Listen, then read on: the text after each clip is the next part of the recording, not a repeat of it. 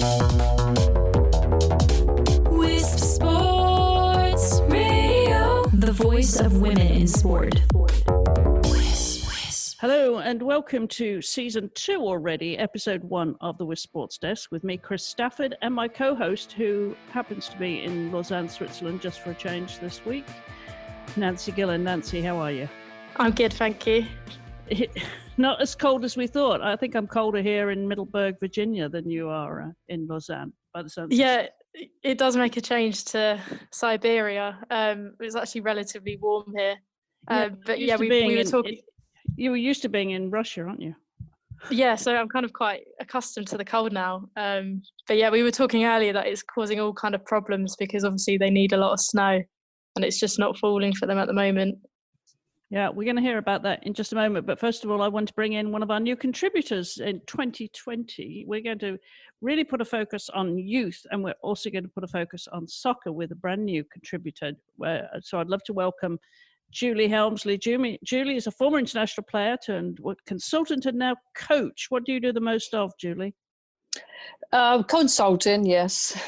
I like to do more coaching, but unfortunately, that's I get other people to do that for me. But I'm happy doing what I'm doing. So thank you for having me on the show. Yeah, no, it's great to have you because obviously you're going to be our expert soccer reporter now. And we're looking forward to that because there is so much happening in the world of soccer, as we know. We're going to come to you in just a moment. But we want to kick off because Nancy is in Lausanne with the Youth Olympics. Although you're there for an IOC meeting, you are going to get to the opening ceremony, aren't you? Yeah, luckily there's a bit of an overlap, so I also get to experience some of the games as well. And tell me what the news is. I saw one story which was pretty frightening because I know you're going to the opening ceremony, but there were some rehearsals that went seriously wrong, weren't there? Yeah, we had there was a rehearsal for the opening ceremony yesterday, and the news came through today that one of the performers had fallen from about 5 meters. So I think she was kind of being elevated on this cable attached to the roof, and it's not 100% clear what happened. I think there's like a police investigation about it, so I'm sure we'll find out soon enough. But she fell and I think was quite seriously injured, so has been taken to hospital. And yeah, so far there's been no update on how she is. But yeah, quite an ominous start to the games. Yeah, that's pretty scary, isn't it? She hasn't been named. I understand she was a Russian skater, right? So obviously a fit athlete. Well, that's pretty serious. Well, you'll have to keep us apprised next week on the show what happened there. But there's going to be, 16 sports across 8 venues, and I saw 1,783 athletes I have noted here. So there's going to be quite the event there. Yeah, it's a record amount of athletes, and what's quite good is that it's actually completely equal in terms of gender as well, which I think is only the second Olympic event. I think it's the first Winter Youth Olympic event to do it, and then the second Olympic event, the first being the Summer Olympics in Buenos Aires in the summer. So yeah, that's quite positive news coming out of that. All right. Well, we'll follow that because there's so much happening over the next couple of weeks there in Lausanne. But speaking of snow sports, ski sports, as you know, Nancy, I too tend to follow the skiing. And our first event of the year went on in Zagreb last weekend, on the 4th, actually. They had the Slalom. And Petra Vlhova has been chasing Mikaela Shiffrin for long enough now, and she finally beat her. And in third place was Katharina Liensberger from Austria. So that was pretty close, 1, 2, 3. Of course, very, very close in slalom and downhill. Always really exciting. But that's going to be a real ding-dong, is my prediction this year in the slalom, is Mikaela Shiffrin and Petra Vlhova. So that, of course, turns to Altenmarkt-Zauchensee in Austria this weekend, because they've got the downhill, they've got the Alpine combined, and they've got the Super G. And then we've got 4 more. It's always busy in January. We have 4. We have events, World Cup events every weekend. And from Austria, they go to Flachau and then to Sestria in Italy, then Bazgo in Bulgaria and Rosa Couture in Russia. So it's a busy season for skiing. Of course, alpine skiing, we'll keep you apprised here with the World Cup news. And I'll be keeping an eye on Mikaela Shiffrin, see if she can win another Crystal Globe, or if she's going to have to relinquish the slalom to Petra Vlhova this year. Now, I want to turn quickly to Australia.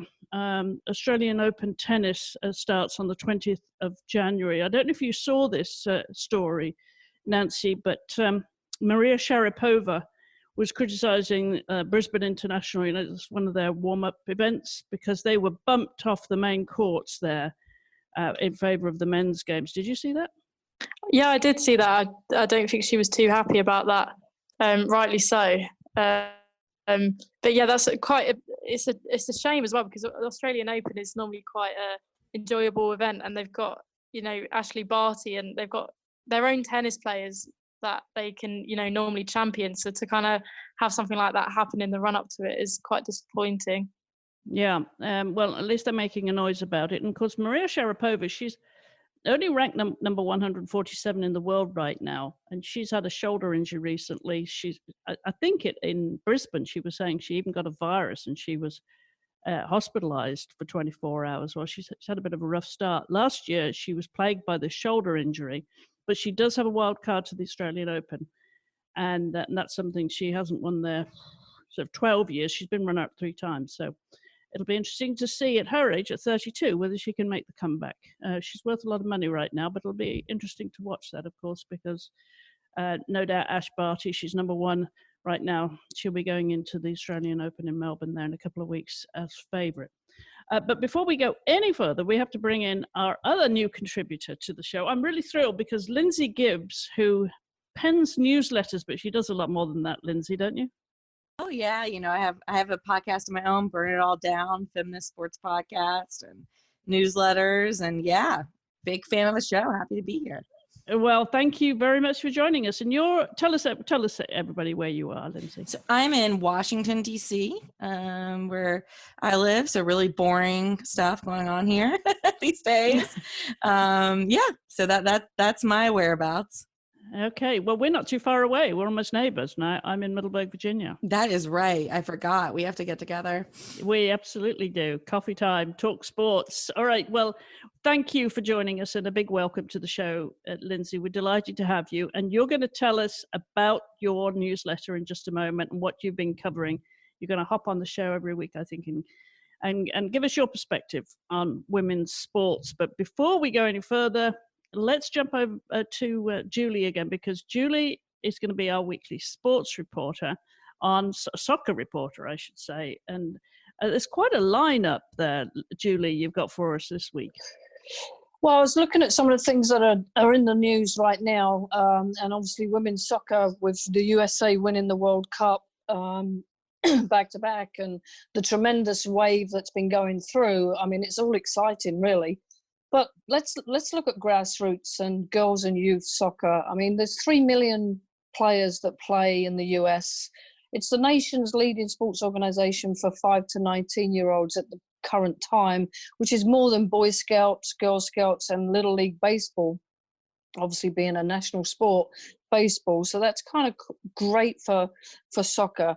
As far as statewide goes, Massachusetts and the New England areas have a bigger interest than, maybe Illinois, Tennessee, Louisiana, and Maine, but not to say that they don't play their part in development.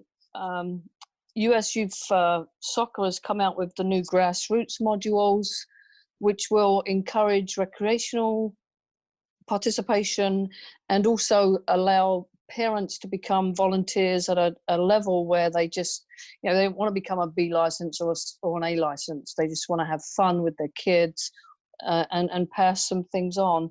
So that's exciting right now. And that's just at the base level. I mean, obviously, big news is if you follow soccer, any of you girls follow soccer? We all follow each other's sports, really, don't we?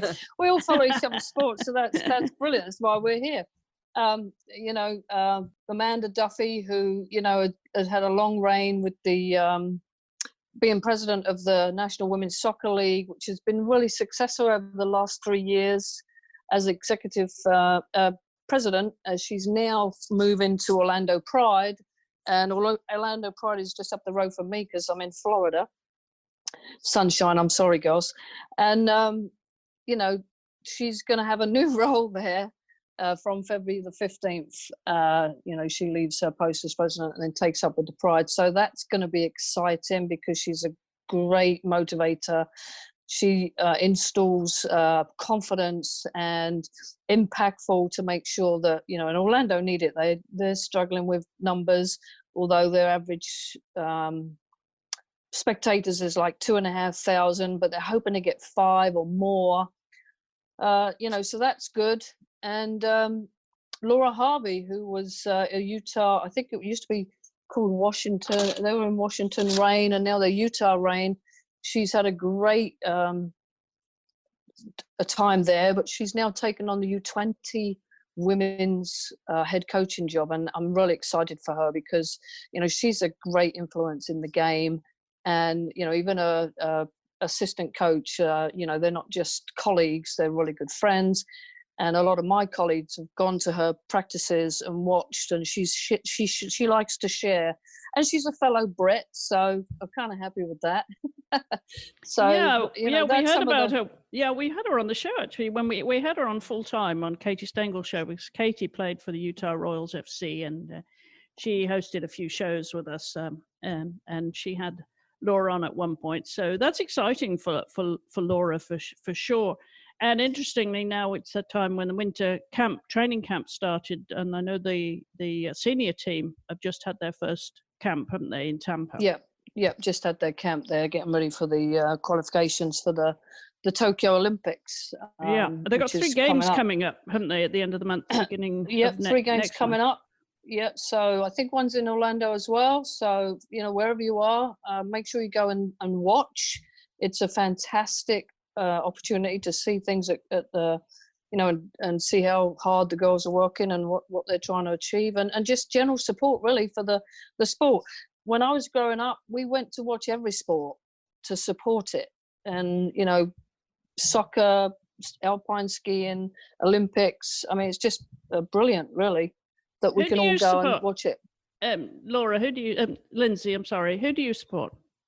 Oh, well, I'm just kind of watch everybody. Not as specific. I mean, I'm in Washington, so I like it when the Washington Spirit are doing well, but I'm also from North Carolina, so the Courage are so good. Yes. So that's been fun. But as media, you really try and just kind of cover everybody equally, and just root for the players to do well. I've got a newsletter coming out today that's focused on how Sky Blue in New Jersey has really revamped its program after having a few horrible years where the facilities were very under par, players were leaving and speaking out in the press, and their general manager, Elise LaHue, who's one of 2 female general managers in the entire league, has really turned it around there, and it's really impressive. So I'm rooting for them too, just because I think having a good team in that New Jersey, New York market is really important. Yeah, no, that's awesome, because of course Carly Lloyd plays for for that team. We cannot get any further into the soccer without giving a big shout out to the wedding, the royal wedding in soccer. Yes. Yeah. I don't know if you guys saw any of that, but it was one heck of a performance. Ashley Harris, of course, married Ali Krieger, and it was, shall we say, an elaborate affair. Would that be reasonable, Lindsay? Yes, it appropriately elaborate, I would say. Just as over the top as I would have wanted it to be. Everyone looked phenomenal, and I'm very jealous that I wasn't there. So my invite got lost in the mail, I guess. So Well, probably for all of us. Did anybody get an invitation? No. No. God, we can't ignore Arsenal, can we, Nancy? No, not at all. Best team in the league. There you go, see? Who's an avid soccer fan? And that is Nancy, who supports Arsenal, her local team. Yeah. Well, I'm a Tottenham supporter, so. Okay. So but it helps that Arsenal had like the best women's team for about 20 years in England, to kind of help me get into women's football really, just by supporting Arsenal. So yeah, I always stick with them. Yeah, that is and good. and of course Sam Kerr, Julie, is the Australian captain, Matilda's captain, and formerly with the Chicago Red Stars. She's now joined Chelsea. Yeah, Had her Emma's first games there. Yeah, Emma Hayes, who is the head coach of Chelsea. I mean, she's more than happy with her. Unfortunately, she's going to lose her for a couple of games when she plays Man United and West Ham, because Sam's been called up to the national team. You know, Australia have their games that they're preparing for. So, but what a great addition to her. She felt the crunch of Super League football the other day when they played Reading. And you know, she was lucky to come out with not a bad injury at all. But she did say that I get this in training, so it's okay. they kind of prepared me for it. So she's such a good sport, funny. Sam. Really she's such a good sport. Yeah, and she had a flying foul there, didn't she? Is that the one you're referring to? Yeah. They did send her flying. Yeah, she threatens them, and yeah, we get that. But you know, like women's soccer, I mean, they just get up and go again. We don't make a big deal about it, do we? Like the men. No fuss. No fuss. No fuss. Get up. No. Don't No waste no time. No tears in soccer. Exactly. But I mean, it is incredible. I mean, you got, you know, like Alex Morgans, who's congratulations, she's having a baby, but she's getting herself back so she can play in the Olympics. You know, she has a baby in April, and then she's gonna. She's still kicking a ball. I mean, I think the female athletes, you know, we just get up and do, you know, and if we get put down, we just get up again and we carry on, because that's what we do. That's what we do. What were your sports, Lindsay? Did you play? You know, I was not much of an athlete. I'll be really honest. I did some swimming and some basketball, but I was really a theater kid. Theater. You and I do need to talk. Yeah, but I've always been a huge sports fan. So I was, you know, very American and Southern, you know, raised on, you know, NFL football and you know, men's really college basketball was the big thing in North Carolina, where I'm from. And but I've always also been a big fan of tennis, and tennis was kind of my intro into women's sports. And I kind of, you know, discovered a lot more women's sports on my own through there. But I've always been a huge sports fan. Cool. Well, you do a lot of writing about it now. Tell us about Power Plays and how that came about. Your 3-time-a-week newsletter, correct? Yes, 3 times a week, Monday, Wednesday, Friday. So it's really looking at, I like to say, you know, the power and how power controls women's sports, and the role of women in sports. So fans, coaches, administrators, media, you name it. And what we do is, you know, 3 times a week, we look at different stories throughout the world of sports that I think kind of can teach us a bigger picture about how gender is in play within sports. So there's a wide range of things. I hop around between sports a lot, try to make it all accessible so you don't have to be an expert on that individual sport to really, to read it and to find things interesting.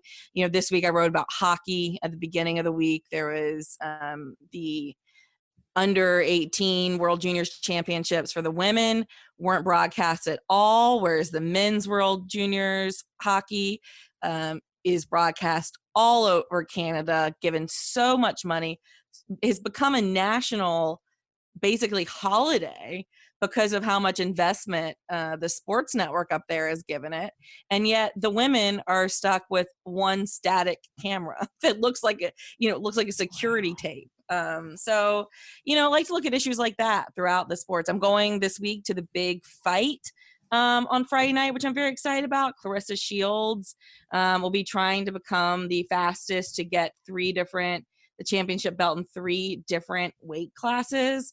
So I'm going to be in Atlantic City for the Clarissa Shields versus Habazin, a Czech fighter, on Friday night. And I've never been to a boxing match live, so I'm really excited for that. And I'd love to hear about it. You'll have to tell us next week. Yeah, so next week, was like. I'm going to write about for Power Plays, and I cannot wait to kind of dive into that, because it's supposed to be a big deal. It's going to be on Showtime. So, it'll be televised and there's all this hype around it. And I just, the good thing about boxing and fighting sports is there's so much bravado and there's, involved in it. And it's just something really refreshing about seeing these, female athletes being like, no, nobody can beat me. I'm the best. And I just love that. Like, I love to see the women really leaning into that, because I think so many times our female athletes feel like they have to be this kind of always humble and, play into more conventional gender stereotypes, and boxing kind of throws that all out the window. Yeah, it really does, doesn't it? Well, yeah, come back and tell us all about it next week, because I for one have never been to a boxing game. Have you guys? Have you, Nancy?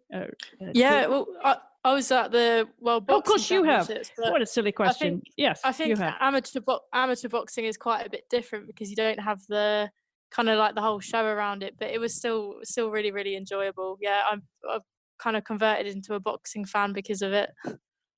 Yeah, of course. Yeah, I forgot momentarily. Senior moment there. You got your share of boxing, didn't you, this year? Of course you did. Yeah, in Russia. definitely. How about you, Julie? Are you a boxing fan? I used to watch it on TV. I've never watched a live game or match, you call it, I guess. But yeah, we used to watch the Olympics and boxing in there, the different, like heavyweight, middleweight, and lightweight, I think it is, isn't it? I'm not really an expert, but as you talked about the female athlete, I mean, you have to admire that they do have that kind of motivation and confidence and strength. I mean, to go in there in a ring and know that you got a box. Yeah, you're going to get hit. You are going to be hurt. Yeah.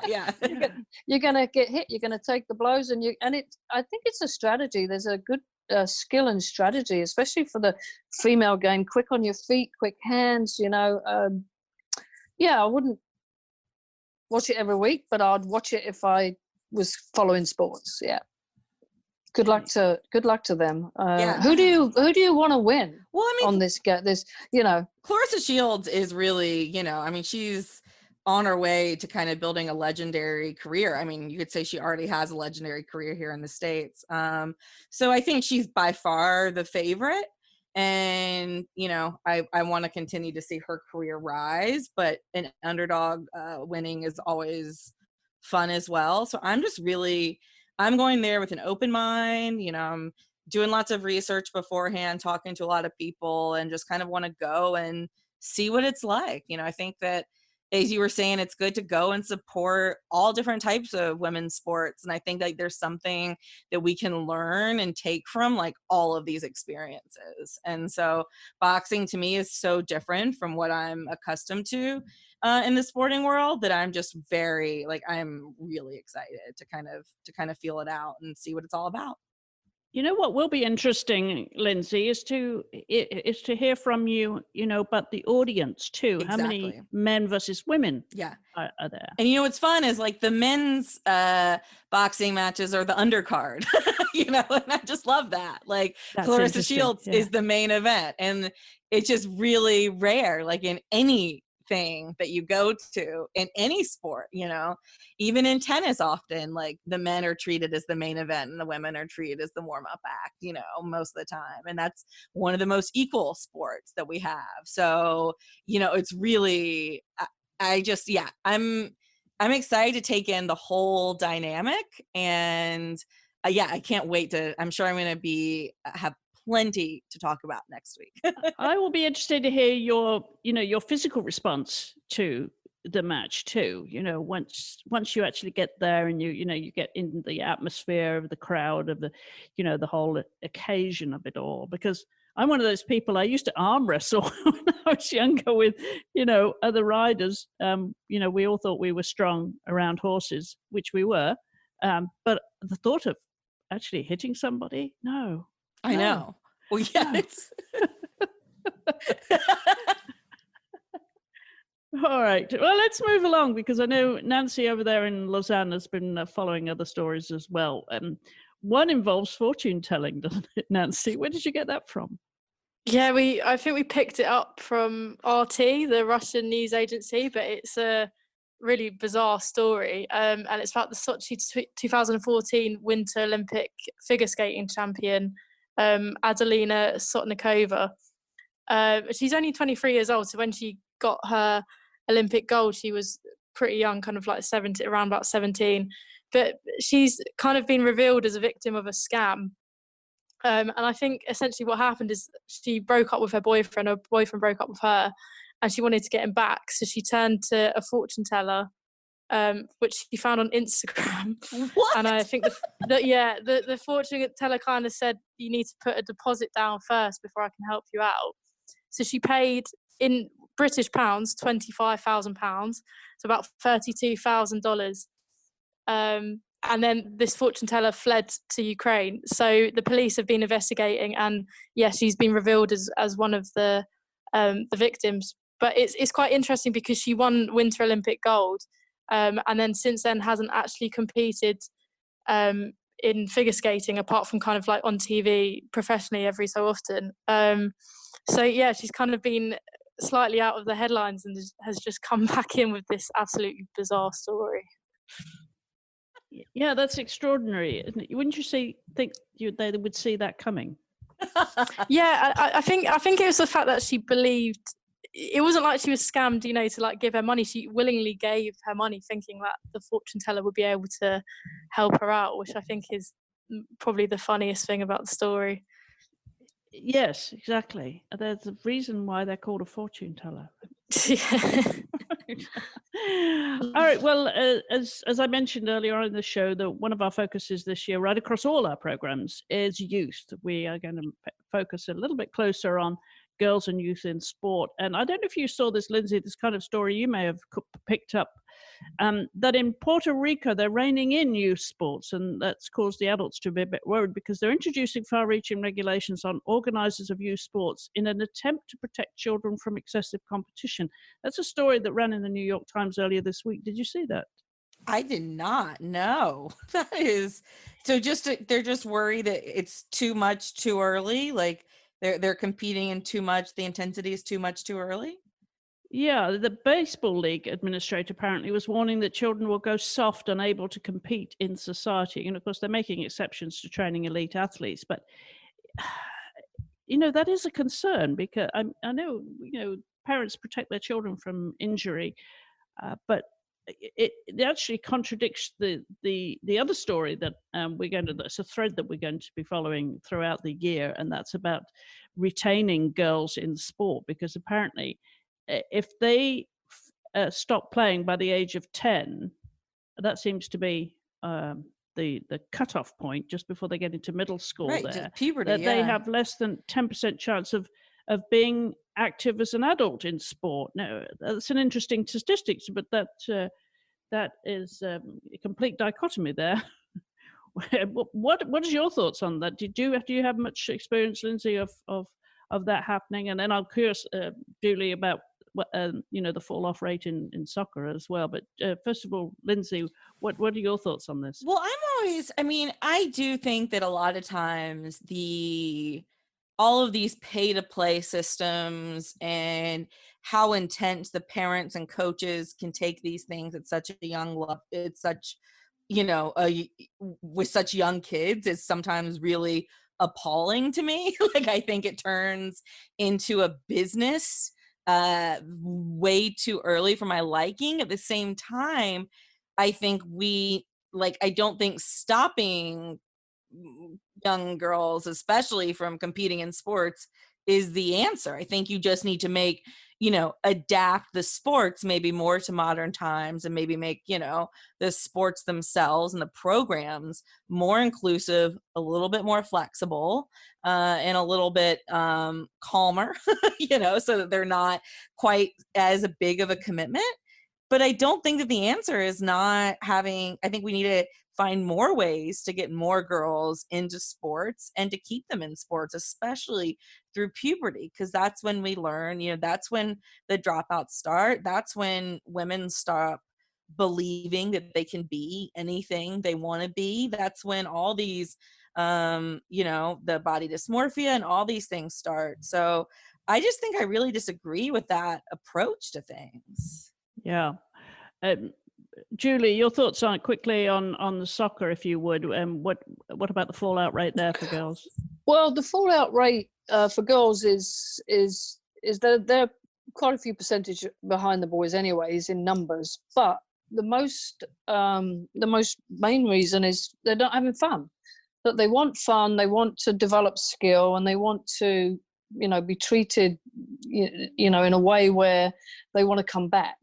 The hardest thing is for, and I agree with Lindsay that it is appalling in the fact that it has turned into a business, and it's more pay play than anything else. We're hoping, and what I read with US grassroots soccer is that it is changing, and we are looking back to go more into recreational soccer, so we can create a wider base of numbers and get girls. Our dropout age is about 13 years old, to be fair, and then one of the reasons is high school. The numbers seem to go up in high school. In 2010 there was 356 girls playing, 356,000 girls playing, and we have 394. So it's not big, but it is increased. So many other opportunities that these girls are having now. I mean, lacrosse is our biggest enemy right now, but sport shouldn't be an enemy. It should be cross-fertilizing and being able to utilize the seasons where they can play what they want to play and have fun with it and develop. Confidence is a big thing as well, girls of that age. Absolutely. A lot of interesting points there. I think we'll dig deeper into that over the course of the year as we focus on youth. I did have another story. We're running out of time here, but I did have another story that I'm just going to tease for next week because I want you guys to chip in. And that is that the states are now weighing measures to stop transgender athletes from competing in women's sports. It's a really hot potato. We're still at the front of this conversation about transgender women competing in women's sports. So I'm going to just tease that for next week, and you guys can come back and tell me what you think. How does that sound? All right. Well, that's about it for all we've got time for. But before we go, Lindsay, tell everybody where they can find you on social media and how they can sign up for the newsletter. Yeah, so sign up for Power Plays. It is all free right now. powerplays.news. powerplays.news. And I'm on Twitter at LinzSports, LINZ Sports. And of course, Burn It All Down, your podcast that you co-host, that is one of our affiliate partners. So remind everybody how they can find that. Yeah, too. Burn It All Down. It's in all of your podcast players. So wherever you listen to podcasts, put in Burn It All Down and it'll pop right up. We actually, this week, we had Jessica McDonald, U.S. Women's National Team, World Cup champion. She was on the podcast this week. So check that out. Oh, a little bit of girl envy going on here now you said that. Awesome. And Julie, how can we find you on social media?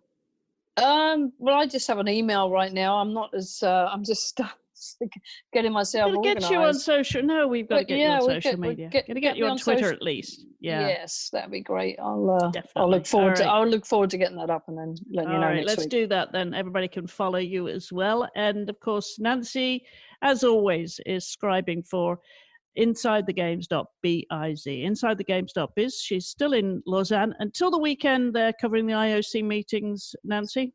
Yep, that's right. Back at the weekend. And they can follow you at it's Nancy_Gillen. All right, super. So will you be back in the UK, will you, for next week's show?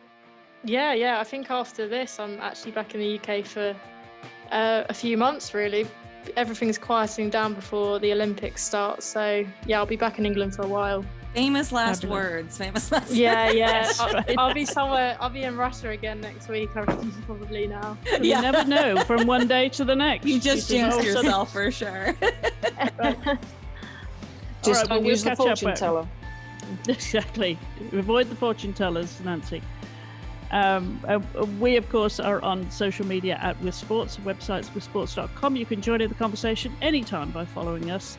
We would love to hear from you. We will be back next week with another episode of the WiSP Sports Desk, bringing you all the latest news from around the world of women's sports. I'm Chris Stafford, and my co-host is Nancy Gillen over there in Lausanne, for today anyway, at the Youth Olympics.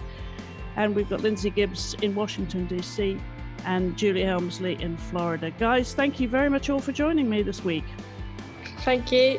Thank you. Thank you so much. All right, we'll see you back here next week with all the very latest from the world of women's sports. Until then, thank you for listening. Goodbye for now.